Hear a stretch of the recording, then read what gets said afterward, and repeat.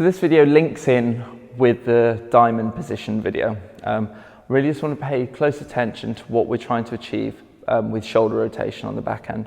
As I said in the other video, a lot of people come to me who are struggling to generate any power on the backhand, and the first thing I notice is that there is no shoulder rotation. So they can be going swinging from here, and then they're trying to generate all their power with their hips, their body. They end up opening up, spraying the ball all over the court, because all the power has to be generated at the end of the follow through, and they end up swinging through the back, swinging through the hips in an effort to generate that power. In getting that rotation at the beginning of the swing and dropping that elbow, the shoulder naturally dips and naturally rotates. It's almost kind of coming in under your chin.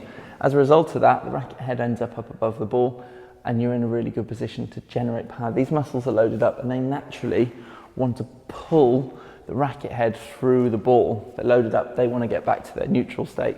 So there is that power there kind of loaded up within your shoulder.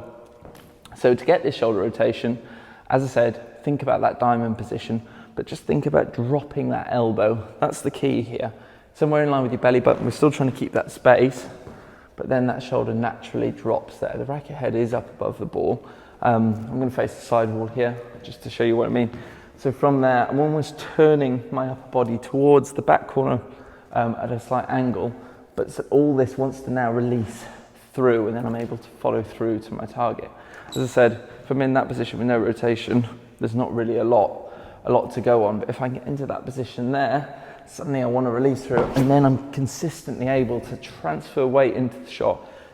As long as I've got my space, I'm able to follow through to the target and consistently put the ball where I want to.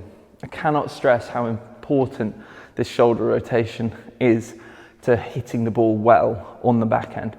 If you get this right, you're halfway there. It feels like the most natural thing in the world once you get it.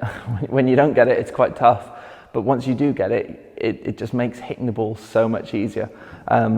Analogy is maybe a little bit like a pendulum. So you're trying to get the racket head up here, and then you're dropping it down and letting it go as if it's on a pendulum there. To get that racket up, then you need to drop the shoulder here, keep that elbow nice and low there. The other thing might be a golf swing, if you're almost hitting the wrong way.